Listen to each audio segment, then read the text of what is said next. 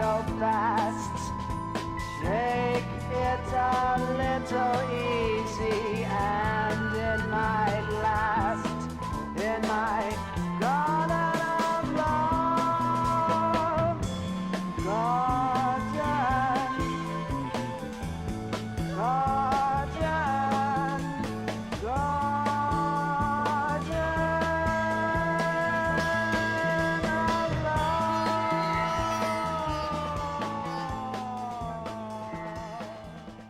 Hey everybody, welcome back. Psychedelic here. Got some online vinyl finds for you today, including 6 LPs, I believe. Yes. 2 of which, the first 2, will probably make my top 10 of the year, I should mention. Some pretty spicy titles. Can't wait to talk about them. And yeah, it's a variety of things that go back till probably September of this year that I've picked up on. And as always, I always like to mention doing these online finds.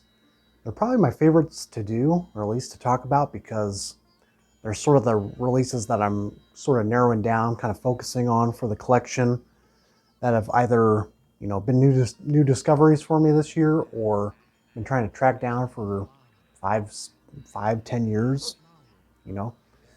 Stuff that I've been just really trying to seek after, and a couple of these have just really blown my mind as far as just acquiring them. So you just don't see them around these parts. I think Dylan, Noble Records, might have the second one we'll talk about, but I haven't really seen anybody talk about these, so let's just dive right into them. Including this first one, I actually got this in the mail today. This is a Discogs poll. Had enough funds from sales and decided to pull the trigger on something I really was seeking after. I was just kind of looking through the marketplace on my, shop my finds list. And this is one I thought was a good deal. And we're talking about Our Generation. This is their debut album, Dawning of the Day. Whew. It's a big one. 1971. They also had a second record after this one, a follow-up called Praise and Prayer. It's got like a purple cover. And that one's a little more like hard rock, a little more fuzz-driven kind of psych. And this one's a little more, fits into the kind of psych pop kind of pocket with a little more garage edge to it. I guess they were going to a church gathering, or they met up in Sunday school. I have no idea. Don't really know their backstory too well, except they were from Nyack, New York, which is about 30 miles north of New York City. Kind of a small little village, you could call it. And yeah, it's Our Generation. I don't know how many copies they pressed of this, maybe 500 or so. I know it's a pretty low quantity. And I guess there was a story about that kind of broke out about 6 or 7 years ago, where somebody had stumbled across a barn full of records. They had like maybe 20 copies in a box in this barn and got rescued. Fortunately, I didn't really seek it out at the time. I had just learned about it then. And I was like, well, there goes my opportunity. But this could have been one of those pieces, man. That's pretty clean shape, despite having a little bit of the slick kind of peeling up on top there. Otherwise, this is a pretty nice copy. VG Plus all around. And yeah, got a lot of members here. I think a lot of them do a lot of just the vocals. Some of the gals in the band, I think, just do vocals, and then looks like all the men leading it do all the instruments, including Al there on the drum kit. Nearly every track works. I mean, this is sort of universally loved by Christian psych enthusiasts, including myself. Sort of towards the end, maybe on side 2, they get a little, I wouldn't say like lose originality, but you can kind of tell their skills are limited. And a lot of the songs do sound a bit the same after a while. And they get kind of a little more mellow towards the end, a little more towards your contemporary Christian music kind of scenes. But otherwise, this is probably one of the most moody, gloomy sounding Sunday school kids you'll hear on record, man. And really just talking about the counterculture. There's even a track on here called Can You Make It, where it's got this really cool, like, almost like very visceral sort of Sound of the Mind kind of thing, where he's walking down the empty corridor full of laughing faces where people are crying, dying, and I knocked on the door of opportunity to let Christ into my life, kind of thing. And it's so funny how it's anti-drug, but it sounds like it's on drugs. So it's kind of one of those things that's very much of its time and is kind of comical in a way, but I love it. So our generation, this one, I don't know, kind of goes towards for about 500 plus, man. For good reason. This is a really crisp copy. Really glad to track this down. So it's basically a combination of both this really sort of church organ mixed with some nice guitar work, a little bit of harpsichord working for it, male, female harmonies, and pretty good for what it is. I mean, pretty skillful players, but like I said, after a while you might pick up on, well, they can only go so far, but that's very much the naiveness about it that I love. It's just very down to earth, maybe a little crude in spots the way it's recorded. You kind of have to expect that going into this, having it be in a private pressing. So check it out. Highly recommend this one. Whew. This is a big one crossed off. Including this one. This is one that you rarely see in the States. And you may have seen this in the background of one of my recent videos. I think it was the Astral Yacht video. It's kind of lingering there in the background. This was actually in the States, and I got this for a pretty good deal. I was a little skeptical about the seller, so I was asking for some photos and didn't get a response initially. And I asked like 2 different times. I think over the course of a year it's been up on Discogs for sale. Finally got a response when I finally just ordered the damn thing and finally sent some photos along. But I was kind of like, would have been nice to get those photos beforehand from the request. But either way, I'm really glad to track this down finally. This was in the States, and this is NSU, Turn On or Turn Me Down. This is on the Stable label, which gave us the Deviants. I think it was Deviants 3, is that right? And as well as Sam Gopal. It's a band from Scotland, Glasgow, I think. Got a little bio here of each band member. And favorite food, musical education, place of birth. A little bit in the style of Cream, little free rock comes to mind. Maybe a little bit of that Peter Green era Fleetwood Mac. It's got that kind of hard edge to it, but just a lot more crude and a lot more loose than those bands. It's got kind of a crude recorded sound, but and it's also got some female backing on here by, what's their name? Sunny and Sue or something? I think it's Sue and Sunny. I'm trying to find it here. I'm not seeing it. Well, anyways, that was a female duo, and they were doing some of the background vocals on here. But yeah, this is pretty much hard rock driven, somewhat psychedelic. I think it's got a little bit of wah guitar, but yeah, just kind of purely hard rock driven. You got a track called All Aboard, which is probably my favorite on here. Title track's great. Got a track called Stoned. I think some of these tracks have been comped as well. It's got some marks on it, but it plays pretty strong, man. Got a little bit of surface noise in some of the softer moments, but for the price tag, can't complain about this one. And it's just something you never see in the States. I'm not sure if Dylan has this one. I feel like this, I think he does though. This is really good. I've got the whole volcano thing going on. I'm pretty sure that's a volcano, right? Every time I hear you go, every time I take you for a trip around the world. You've seen a lot today, come again tomorrow, I'll take you for a trip around the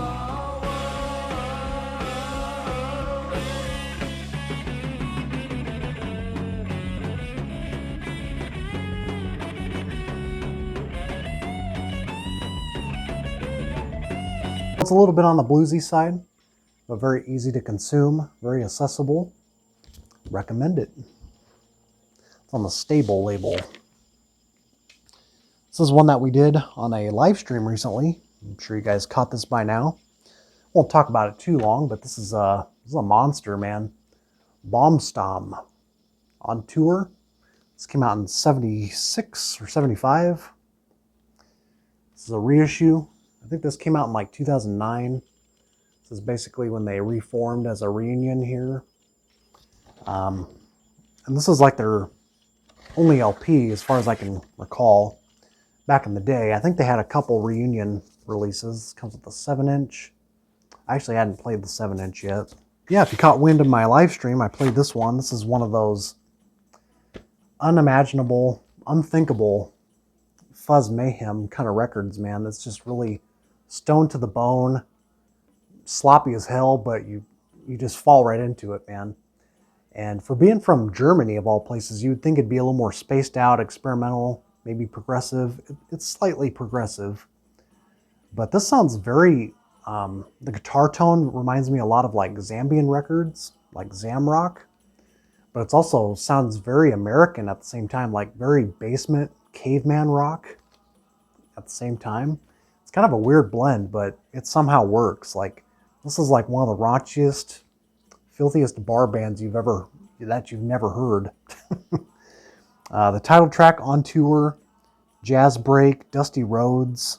My favorite on here, it's a little risque, but track called 15 Years Old Mary.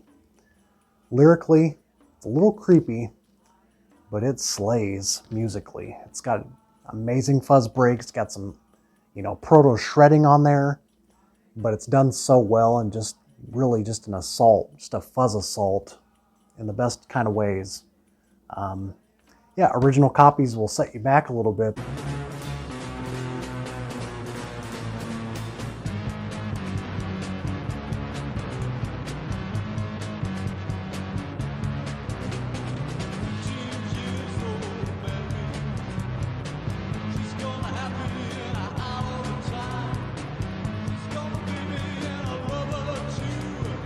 I've been kind of seeking out a copy this summer because Sublime Media showed an original copy of this one this year, or was it last year? Late last year?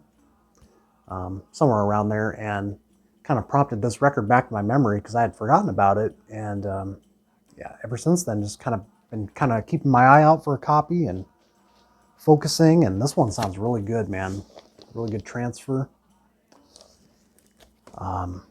Yeah, highly recommend this if you're into records like Fire, Could You Understand Me, St. Anthony's Fire, Baumstam. Check it out. Okay, we got 3 more here. This is the other kind of biggie of the pile. I don't know if it's going to make the top 10 of this year, but boy, this is a hard one to find, man. I've been seeking this one out since the early days of Discogs for me. Finally came through, what was this, an eBay deal? I think this was eBay. This is one of the early ones I got back in like September. And this is one I've been tracking down for a long time. The Gift of Randy Johnson. This is on Amaret label. Famous for the band Crow, that kind of hard rock horn band. And what a strange release this is. This is his only effort. On LP at least, and I think he had a single before this called Fly Superman Fly, which is also featured on here, but it's like a different kind of garage rock take, that single is, but this one is a lot more embellished with like strings and kind of weird zonked out effects throughout. But this Randy Johnson, can't find a whole lot of information about him from what I've researched. He just must have had a lot of family money or some kind of ties to the label and made this big bombastic thing happen, because the man cannot really sing. Let's just be honest. You kind of have to warm up to the voice. It might be a little bit of a distraction for some people. Sounds like a bleeding goat. Certainly distracting in some areas. And but the backing sounds to this are really interesting. There's a lot going on, sort of there's a little bit of loungy flavor. Some moments remind you of like, I could see people saying like the Love Boat soundtrack. There's like really weird off-kilter like television studio kind of string arrangements, but at the same time very sophisticated kind of pop styles. Yeah, this one kind of gets thrown in with like Baroque pop. It's got some chamber pop elements, and I would say the trip meter on this one, as far as the psychedelicness of it, could be considered fairly mild, but Definitely of the era. And lots going on though. Lots of things behind the scenes, engineering wise on this one. This is a promo copy for DJ use. Really clean copy. You don't see promos flying around too often. And yeah, it's just kind of a really enigmatic sort of release. Not a whole lot known about this guy. I think he might have had like a few singles after this on different labels, and I think it was like a glam rock single he did in '74, around there. It's kind of looking into him a little bit, but yeah, I don't know what happened to this dude. So if anybody knows where Randy Johnson's at. As far as my favorite tracks, probably Garden of Love, which I'll use in the intro here, as well as Goddess of Day. And there's like really one fuzz break on here, so anybody looking for any heavy psych will be disappointed. He's got this really strange vibrato that he tends to use a lot, and I don't know, I feel like for some listeners it may not land too well for some. Okay, finishing off with these last two. These are actually some that you could call cheap heat. Definitely some of the cheaper titles here.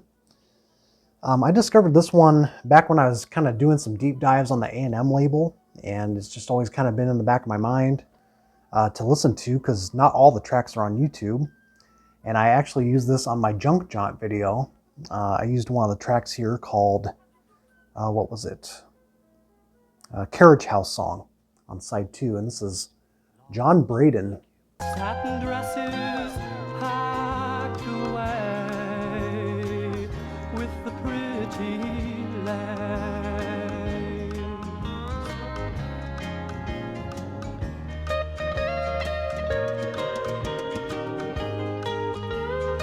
Flip book cover, and it looks kind of like a Bakersfield drifter type from California. And speaking of that, they actually have a couple members here of the Burrito Brothers that were like just next door recording their debut album. Who's on here? Sneaky Pete and what's the other one? Richard Bell. Oh, Chris Etheridge. That's the other dude. And then you got other guests on here like Ry Cooder, Paul Horn. Definitely have some cool session players on here. The thing with this one, again, fair warning, the voice, the vocals on this. It sounds like, just imagine what Tiny Tim sounds like with the Flying Burrito Brothers. Now, I do like the guy's voice, outside of the very fast tremolo that he's got, fast vibrato that he's working with, but pretty talented guy if you can just kind of sneak past the vocals, which I can, and I really, really like this. You know, it's a little bit like, again, chamber pop, baroque in spots. It's got some string arrangements, a little bit of cosmic country, folk rock, folk pop, very much in the singer-songwriter realm. Kind of straightforward, but there's a lot of things going on in the background, and yeah, it's in the shrink. Really clean copy here. You can pick this up for about, I don't know, 10, 15 bucks. Carriage House Song, Delancey Street. He does a cover of Bob Dylan's I Want You, which is a very good version. I think the producers on here too, Michael Vossi and Henry Louis. I think they also produced the Burrito Brothers album, so it's got some connections there. If you're into the Burrito Brothers, you might want to check this one out. I should also mention too, he also passed really young. I think he was like in his 40s, like in the 80s he passed. And I think after this I read up on him that he would later write like 1,000 songs for different children LPs for like a television show or something. Maybe that's incorrect, but I do know that he wrote a lot of songs for like children LPs like a decade after this, so kind of interesting. Don't know his upbringing at all, but just thought I would mention that. Still got it in the original A&M sleeve with Small Circle of Friends, Roger Nichols album. That's kind of a tough one. It's a tough one to find.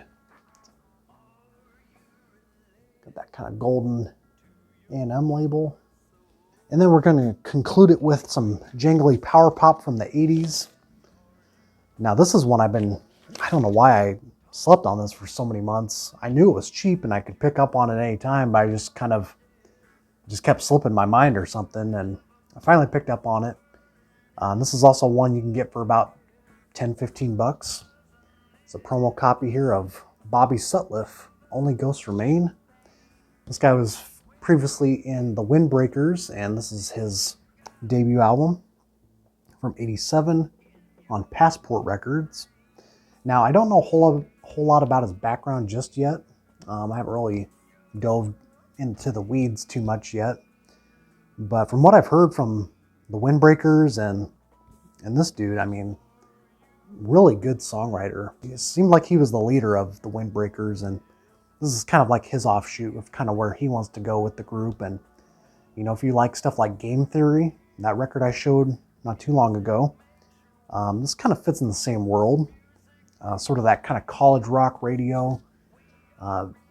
Very much a record I would listen to in the fall. It's got a very nostalgic, back to my roots, back to my Midwest hometown, my small town where I grew up at, kind of feeling to it, and really lovely guitar. What's the second track? Elam Bridge is a big favorite of mine. Won't Be Feeling Blue. Yeah, I can't really pinpoint the tracks with the sounds, but overall this is very, very good for what it is. I think a lot of copies do have the clipped out little portion there, so yeah, really recommend this if you're into that kind of really 12-string jangly, kind of ethereal kind of rock. This is really good.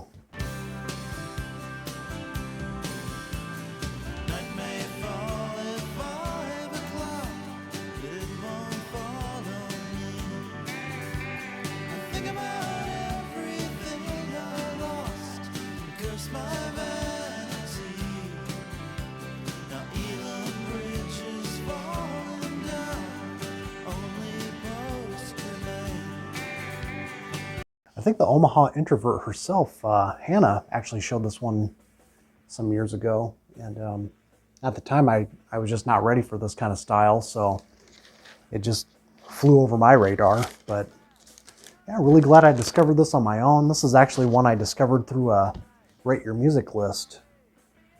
You know, Rate Your Music is just vastly superior to just a really great resource finding music outside of Discogs. I feel like it's always been my go-to as far as just discovering music through all these lists.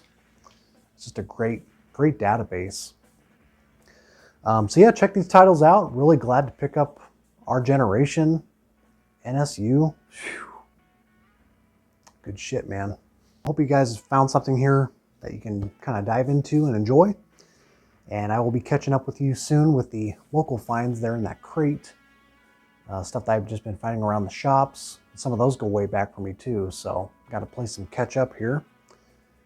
And next week is Thanksgiving, so I'll probably be sneaking back towards my hometown, spend some time with my dad. It's going to be different around the holidays without my mom, so we're going to see how it goes. Yeah, so until next time, Astral Yacht's still available. If you guys are still interested, I know there's a Bandcamp Friday coming up, I think in December, pretty shortly, and I'll just let you guys know when that's coming. I'm actually down to my last box, so if I have to order more, I'll get some from my label, and he's only got like about 150 more or less, so I'll be grabbing some more when I run out, but just giving you guys a heads up that over half the 500 are sold, so it's burning through, so make sure you get on top of that if you guys are interested. And then flip it 50 years down the road when I'm gone. Anyways, take care. We'll see you soon.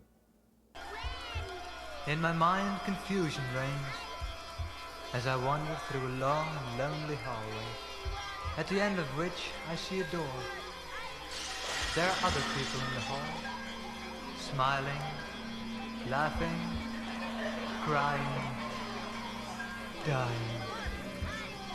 I am uncertain and lost as I try to measure all that my senses perceive, in order that I may reach a reasonable conclusion.